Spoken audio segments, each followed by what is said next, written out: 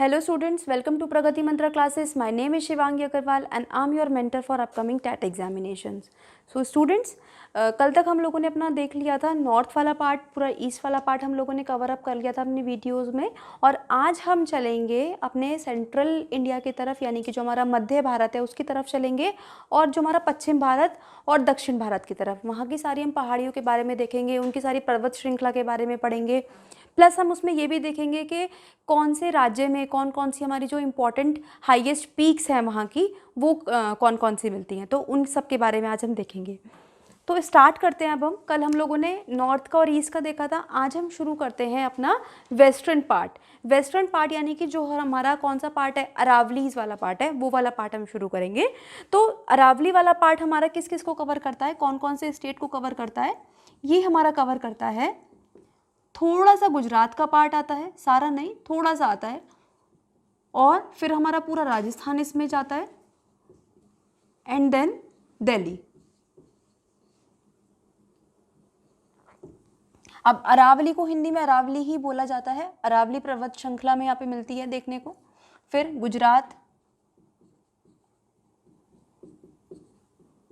राजस्थान और दिल्ली, ये सारे एरिया हमारे किसके अंडर आते हैं, जो अरावली हमारी पहाड़ियाँ हैं उसके अंदर आते हैं। अब अरावली के बारे में जो आपको चीज़ याद रखनी है वो ये कि अरावली, देखो जब भी हमारे कोई पहाड़ बनता है, कोई पर्वत बनते हैं, तो हम जानते हैं हमारे पास उस पर कौन कौन से एक्शंस काम करने लगते हैं। उस पर विंड भी काम करेगी, उस पर सन भी काम करेगा, बारिश भी काम करेंगी।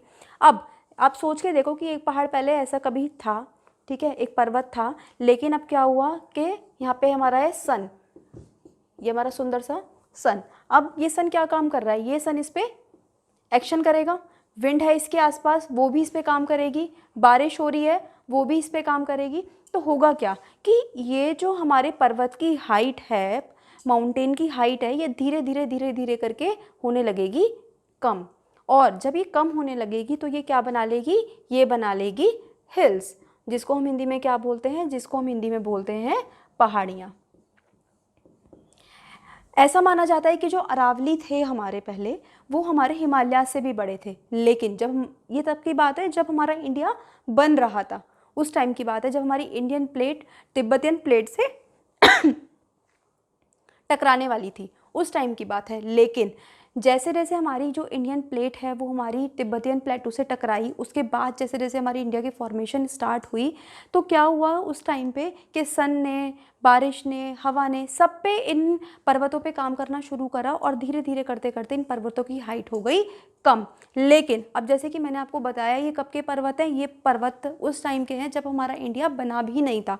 तो ये जो हमारी रेंजेस आती हैं, ये सबसे ओल्डेस्ट रेंजेस हैं इन द वर्ल्ड, यानी कि जो अरावली रेंज है हमारी विश्व में सबसे पुरानी है। यहाँ से क्वेश्चन पूछ लिया जाता है, यही आपको 4-5 इसी तरह की पहाड़ियों के नाम दे देगा और आपसे पूछेगा कि इसमें सबसे पुरानी पर्वत श्रृंखला के नाम बताओ, तो वो कौन सा है, वो है हमारे अरावली। अब दूसरी बात, अब मैंने आपको बताया कि ये क्या हुआ है कि ये अब पर्वत पहले था, उसमें से जो बचा कुचा पार्ट हमारा रह गया है, वो हमारी ये पहाड़ियाँ बन चुकी हैं। तो इन बचे कुचे पहाड़ को हम क्या बोलते हैं, इन्हें हम बोलते हैं रेसिडुअल माउंटेन्स। रेसिड्यू का मतलब क्या होता है, ये कहाँ से आया ये वर्ड, ये आया रेसिड्यू से। अब रेसिड्यू का मतलब क्या होता है, जैसे कि आप लोगों ने अपने घर में चाय बनती हुई ज़रूर देखी होगी। तो चाय जब बनती है, हम उसको क्या करते हैं, बनने के बाद हम उसको छानते हैं। जब हम उसको छानते हैं तो हम जानते हैं कि छन्नी के ऊपर क्या रह जाती है, चाय पत्ती, अदरक वगैरह ये सब बच जाती है। ये क्या होता है, ये होता है हमारा रेसिड्यू पार्ट, यानी कि जो बचा हुआ पार्ट है। इसी तरीके से जो हमारे पहाड़ी बने, ये कैसे बने, ये बने हमारे बचे कुचे चीज़ों से, तो इसलिए हमने इन्हें क्या बोला, हमने इन्हें बोला रेसिडुअल माउंटेन। अब जो आपको बात याद रखनी है वो ये कि राजस्थान में इन अरावली रेंजेस में मिलती है हमें सबसे हाईएस्ट पीक, और वो कौन सी है, उसका नाम है गुरु शिखर, गुरु शिखर पीक।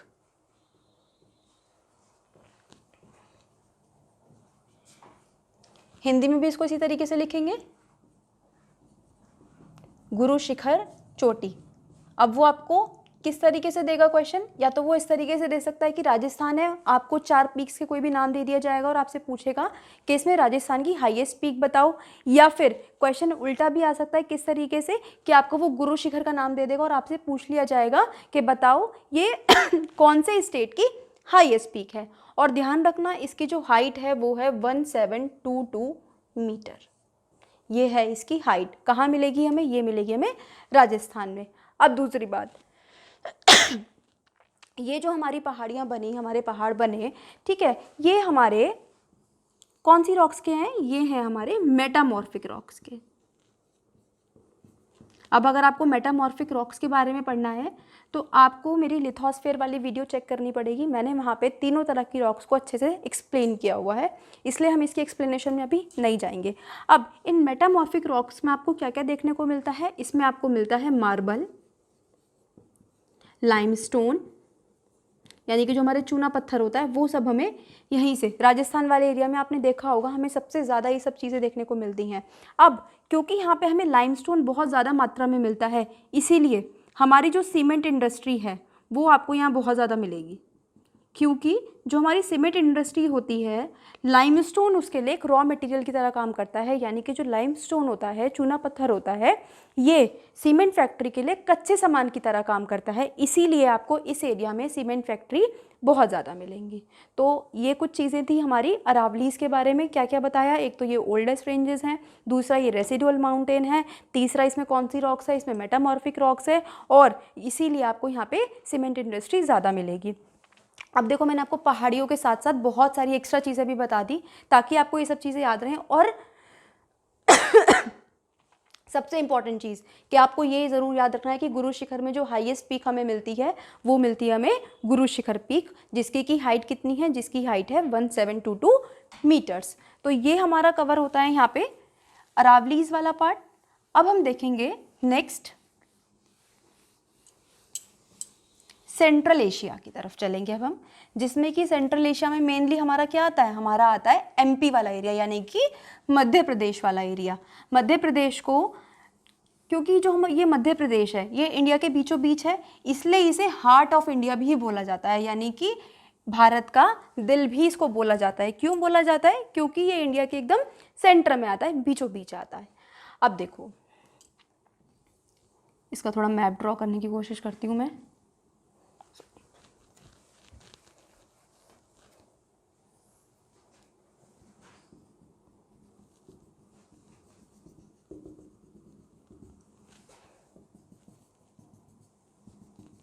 कुछ कुछ आप मान सकते हो कि मध्य प्रदेश की जो इस तरीके से है,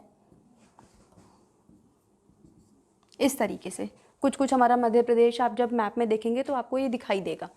अब जो सबसे इम्पॉर्टेंट 2 रेंजेस हैं जो हमें यहाँ पे मिलती हैं, रेंजेस का मतलब मैंने आपको कल भी बताया था, रेंजेस का मतलब होता है हिंदी में श्रृंखला।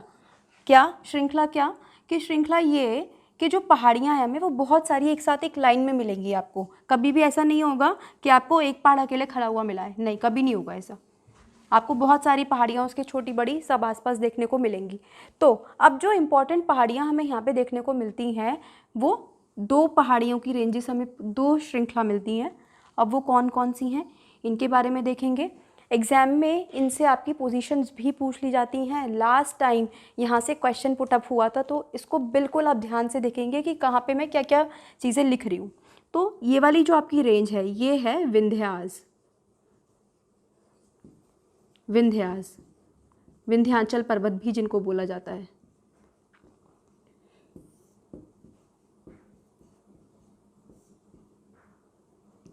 विंध्याचल पर्वत श्रृंखला यानी कि कौन सी है, विंध्यास माउंटेन रेंज है। और यहाँ पे हमें मिलती है जो नीचे है साउथ की तरफ, ये है हमारी सतपुरा रेंजेस, यानी कि सतपुरा श्रृंखला।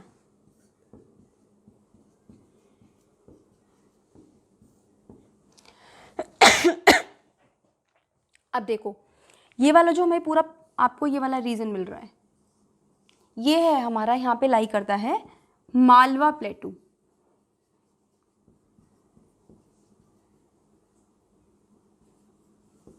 मालवा प्लेटू यानी कि मालवा पठार। अभी जब हम पठार पढ़ेंगे तो उसमें मैं आपको जितने भी हमारे दक्कन इंडिया के जितने भी पठार हैं वो सब हम कवर अप करेंगे। बस यहाँ पे मैं आपको नाम बता रही हूँ कि यहाँ पे ये है क्या।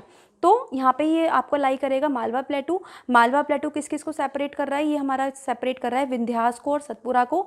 अब ध्यान रखना कि नॉर्थ में हमारे लाई करते हैं विंध्यास, जबकि साउथ में हमारे लाई करते हैं सतपुरा। और यही वो पार्ट है जो हमारे नॉर्थ इंडिया को और साउथ इंडिया को एक दूसरे से करता है अलग। ठीक, अब देखिए, अब हमें जो चीज़ें याद रखनी है वो ये कि इसका जो ईस्टर्न पार्ट है इन दोनों का, यानी कि जो हमारा पूर्वी क्षेत्र है इसका, यहाँ पे जो रेंजेस फैली हुई हैं इसको हमने बोला कैमूर। क्या है ये? कैमूर। अब इसको याद रखने का तरीका, आप लोगों ने करीना कपूर खान के बेटे का नाम तो सुना ही होगा ना, तैमूर। उसी से याद रख लेना कि यहाँ की जो पहाड़ियों का नाम है वो क्या है? कैमूर। अगर ऑप्शन में आएगा तो आप इसको आराम से पहचान लोगे, आराम से इसको छांट लोगे, है ना। तो तैमूर से याद रखना कैमूर के जो हमारी ईस्टर्न साइड पे जो इसकी रेंजेस एक्सटेंड हो रही हैं उसको हमने क्या बोला? कैमूर की पहाड़ियाँ बोला। कौन से वाले की बात कर रही हूँ मैं? ये बात कर रही हूँ विंध्याचल रेंज की। लेकिन जब हम सतपुरा रेंजेस की बात करते हैं तो यहाँ पे हमें मिलती हैं मैकाल रेंज, मैकाल की पहाड़ियाँ, मैकाल श्रृंखला। अब जो हमें चीज़ यहाँ पे याद रखनी है वो ये कि मैकाल के पास एक पर्वत है अमरकंटक, यहाँ पे एक चोटी है अमरकंटक। मैंने कल भी आपको बताया था कि जब मैं ट्राइंगल से कोई चीज़ शो कर रही हूँ उसका मतलब कि मैं वहाँ की पीक के बारे में बात कर रही हूँ, मैं वहाँ की एक चोटी के बारे में बात कर रही हूँ। तो यहाँ पे हमारी कौन सी पहाड़ी है, चोटी है, वो है अमरकंटक। अब अमरकंटक के पास से हमारी निकलती है रिवर। जब हम रिवर्स वाला पार्ट पढ़ेंगे स्टूडेंट्स तब तो मैं आपको रिवर्स कराऊंगी ही, लेकिन बस एक बार याद रख लेते हैं। अगर हम इस स्टेट को पढ़ ही रहे हैं तो यहाँ से हमारी एक रिवर निकलती है और इसका नाम क्या है? इसका नाम है नर्मदा। नर्मदा। और यहीं से हमारी एक और रिवर निकलती है जिसका नाम है सोन रिवर। सोन रिवर। अब देखो दोनों चीज़ें याद रख लेना कि जो करीना कपूर खान के बेटे का नाम है वो क्या है? तैमूर। और तैमूर क्या है? बेटा है उसका। तो यहाँ से सोन रिवर और बेटे का नाम, ये दोनों चीज़ आप इस तरीके से याद रख सकते हैं। अब ये तो बात हुई हमारी इनकी एक्सटेंशन की। अब हम बात करते हैं इनकी हाईएस्ट पीक की। तो जो हमारी मध्य प्रदेश की हाईएस्ट पीक है वो कहीं लाई करती है यहाँ पे, और इस पीक का नाम है धूपगढ़। धूपगढ़।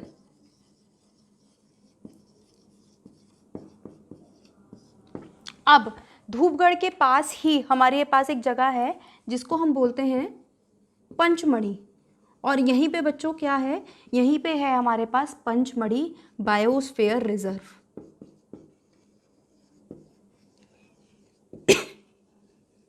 एक टूरिस्ट प्लेस है पंचमढ़ी नाम का। कहाँ पे? एमपी में। और कहाँ पर है ये? धूपगढ़ जो चोटी है, जो हमारी हाईएस्ट पीक है, उसके पास है। और इसका नाम क्या है? इसका नाम है पंचमढ़ी। और पंचमढ़ी अपने आप में क्या है? एक बायोस्फीयर रिजर्व भी है।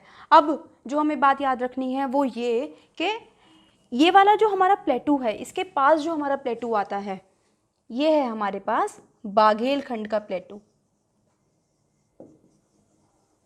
बाघेलखंड प्लेट्यू। और अगर मैं एमपी और यूपी वाले पार्ट में देखूं तो आपको यहाँ पे कहीं देखने को मिलता है बुंदेलखंड प्लेटू। बुंदेलखंड प्लेटू यानी कि बुंदेलखंड का पठार।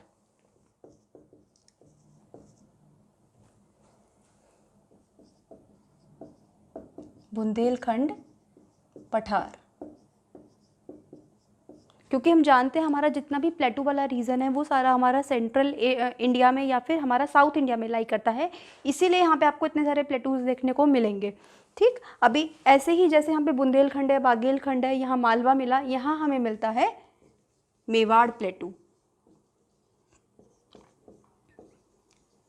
यानी कि मेवाड़ का पठार हमें यहाँ पे देखने को मिलता है।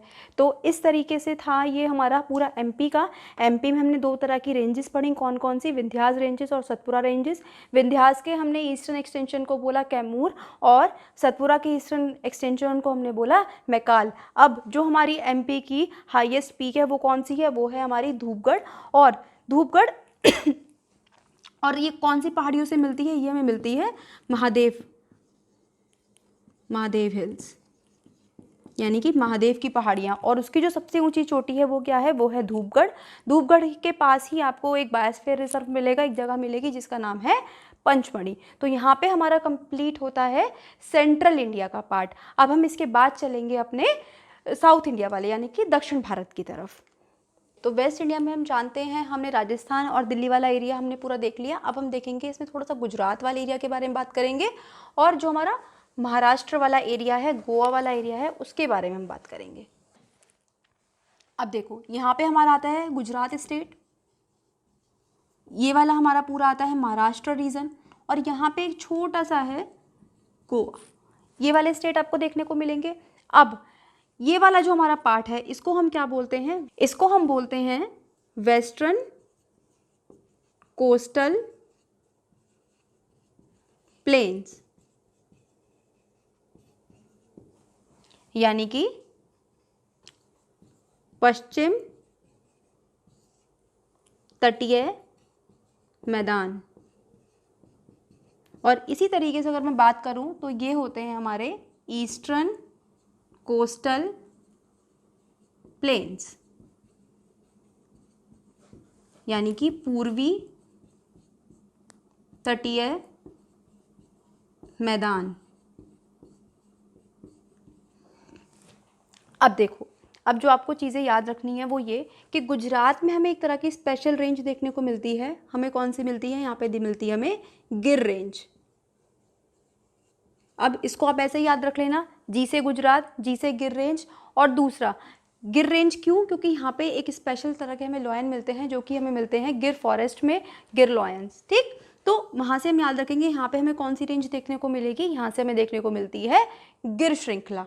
अब देखो, अब जो हमें चीज़ें याद रखनी है वो ये, आपने देखा होगा यहाँ से हमारी जितनी भी रिवर्स निकलती हैं मैक्सिमम हमारी फ्लो करती हैं इस तरीके से, ईस्टवर्ड डायरेक्शन की वजह से। अब ऐसा क्यों, इसका है अपने आप में एक रीज़न। अब उसको समझते हैं कि वो क्या है, ऐसा क्यों है कि जो हमारी रिवर्स हैं वो हमारी सारी की सारी ईस्टर्न साइड पे फ्लो करती हैं। और दूसरा, हमने एक चीज़ पढ़ी थी हमारी एनसीईआरटीज़ में, एक चीज़ मेंशन है कि जो हमारे वेस्टर्न कोस्टल प्लेन है वो कंपैरेटिवली हायर है, ठीक है, ऊंचे हैं किसके कंपैरिजन में, ईस्टर्न कोस्टल प्लेन्स की वजह के कंपैरिजन में। अब ऐसा क्यों है, देखो, जब मैंने आपको इस चैप्टर की स्टार्टिंग में बताया था कि जो हमारी इंडियन प्लेट है वो मूव होते होते आई और उसने क्या करा, जो हमारा तिब्बतन प्लेटू था उससे आके वो टकराई। जब वो टकराई तो यहाँ पे एक क्रैक डेवलप हुआ, यानी कि दरार डेवलप हुई, जिसकी वजह से क्या हुआ कि ये वाला जो पहले अगर हम बात करें तो हमारा इंडिया कुछ इस तरीके से था, ये पूरा पोर्शन यहाँ से जुड़ा हुआ था। लेकिन जैसे ही इंडिया की प्लेट पूरी टकराई किससे, तिब्बतन प्लेटू से, ये वाला हमारा पूरा का पूरा पार्ट किसके अंदर चला गया, ये चला गया हमारा ओशन के, सी के अंदर। हम जानते हैं कि तीनों तरफ से जो हमारा इंडिया है नीचे वो पूरा पानी से घिरा हुआ है, पूरा यहाँ पे पूरा आपको यहाँ पे ओशन, सी वगैरह देखने को मिलेंगे। तो ये वाला पूरा का पूरा पार्ट हमारा चला गया पानी के नीचे और पानी के नीचे जाके ये हो गया सबमर्ज। अब आप एक बात सोच के बताओ मुझे कि जब ये वाला मेरा पूरा पोर्शन पानी के नीचे चला गया तो अब जो हमारा पानी का लेवल होगा, यानी कि अगर मैं पानी के नीचे जब चलूँगी तो क्या होगा, यहाँ पे जो गहराई होगी वो कम होगी, कम गहराई होगी इस साइड पे। अब जिसकी वजह से क्या हुआ, जिसकी वजह से हमें यहाँ क्या देखने को मिलती है, हमें यहाँ पे देखने को मिलती है ब्रॉड कॉन्टिनेंटल शेल्फ। हिंदी में अगर मैं बात करूं तो इसको हम बोलते हैं व्यापक महाद्वीपीय शेल्फ। देखो आज तक स्टूडेंट्स आपने यही चीज़ पढ़ी होगी कि जो हमारे वेस्टर्न घाट्स हैं वो ऊंचे हैं, जो ईस्टर्न घाट्स हैं वो नीचे हैं, लेकिन आज आपको शायद समझ में आया होगा कि ऐसा क्यों है, उसका रीज़न क्या है। तो उसका रीज़न यही है कि ये जो हमारा पार्ट था पूरा का पूरा क्रैक हो गया, पानी के नीचे चला गया, जिसकी वजह से यहाँ पे क्या बन गई, यहाँ पे बन गई हमारी ब्रॉड कॉन्टिनेंटल शेल्फ, जिसे हम हिंदी में बोलते हैं व्यापक महाद्वीपीय शेल्फ। अब इसकी वजह से हुआ क्या, इसकी वजह से हुआ ये कि इस साइड पे जो हमारे पोर्ट्स बनते हैं, जो हमने अपने किस चैप्टर में देखे थे, हमने देखे थे ट्रांसपोर्टेशन वाले चैप्टर में, यातायात वाले चैप्टर में मैंने आपको बहुत सारे पोर्ट्स बताए थे। तो इस साइड पे जितने भी पोर्ट्स बने वो कैसे बने, वो बने हमारे नेचुरल पोर्ट, यानी कि प्राकृतिक जो हमारे बंदरगाह होते हैं वो हमें यहाँ पे देखने को मिलते हैं इस साइड पे ज़्यादातर, कंपैरेटिवली हमें ईस्टर्न साइड के। आई होप आपको समझ में आया होगा कि ये जो हमारे पोर्ट्स थे, यानी कि जो बंदरगाह थे, वो हमें नेचुरल प्राकृतिक यहाँ पे देखने को क्यों मिले, क्योंकि आप सोच के देखो यहाँ पे पानी की गहराई ज़्यादा होगी नहीं, जब पानी की गहराई ज़्यादा होगी नहीं तो शिप हमारे खुद पर खुद आके ना किनारे से लगना शुरू कर देंगे, जिसकी वजह से यहाँ क्या बन गए, प्राकृतिक बंदरगाह बन गए। और वहीं अगर अब मैं बात करूँ ईस्टर्न साइड की, तो ईस्ट पे हमें क्या देखने को मिलता है, ईस्ट पे हमें देखने को मिलती है ब्रॉड कोस्टल रीजन, ब्रॉड यानी कि व्यापक तटीय क्षेत्र। इसीलिए ध्यान रखिएगा बिल्कुल, वेस्ट साइड पे हमें मिला ब्रॉड कॉन्टिनेंटल शेल्फ और ईस्ट साइड पे हमें मिलता है ब्रॉड कॉन्टिनेंटल रीजन। अब जब ये हमारा पार्ट टूट के नीचे गिर गया तो ये क्या हुआ, ये पार्ट हमारा उठ गया थोड़ा ऊपर। जब ये पार्ट हमारा ऊपर उठ गया तो हमें यहाँ पे देखने को मिली बहुत सारी तरह की पहाड़ियाँ, जिन्हें अलग अलग स्टेट में हम अलग अलग नाम से जानते हैं। अब इन पहाड़ियों से निकली हमारी रिवर्स। अब जब ये पहाड़ियाँ ऊंचे, जो हमारी रिवर्स हैं सॉरी, वो ऊंचे से निकली, तो अब ये हम जानते हैं ये डाउन द स्लोप मूव करेंगी, तो ये सारी की सारी हमारी किस साइड पे मूव करेंगी, ये सारी मूव शुरू कर देंगी हमारा ईस्टर्न साइड पे। ठीक, अब हम बात कर लेते हैं एक बार, जब हमने कोस्ट की बात कर ही रहे हैं, कि यहाँ से यहाँ तक जो हमारी रेंजेस हैं हमने इनको अलग अलग कोस्ट में बांट दिया, इनको हमने अलग अलग नाम दे दिए। तो उनके बारे में देखते हैं कि वो नाम कौन कौन से हैं और किस किस तरीके से हमने इनको डिवीजन करा हुआ है। तो देखो यहाँ पे हमें मिलती है, सबसे पहले हम ऊपर से शुरू करते हैं गुजरात वाले पार्ट से। और जब हमने गुजरात वाले पार्ट से शुरू करा तो सबसे पहले हमें मिलती है यहाँ पे काठियावाड़ कोस्ट, काठियावाड़ कोस्ट, यानी कि हिंदी में अगर मैं बात करूं तो काठियावाड़ तट। इसके बाद महाराष्ट्र से लेके गोवा तक हमें मिलते हैं कोंकण कोस्ट, यानी कि जिसे मैं हिंदी में बोलते हैं इस तरीके से कोंकण तट।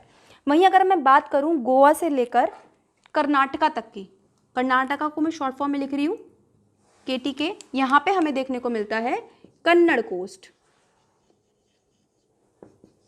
कन्नड़ कोस्ट। ठीक, कोंकण, कन्नड़ और लास्ट ये वाला हमारे यहाँ पे कौन सा स्टेट आता है, यहाँ पे आता है हमारा केरला या फिर तमिलनाडु, लास्ट तक लगता है। तो तमिलनाडु तक हमें मिलती है कौन सी, तमिलनाडु तक हमें मिलती है मालाबार कोस्ट।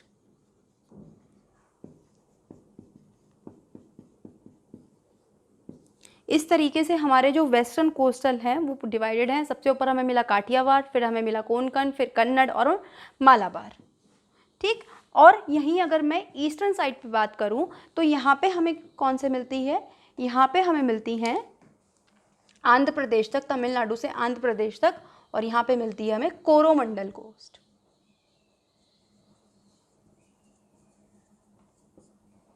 यानी कि कोरोमंडल तट।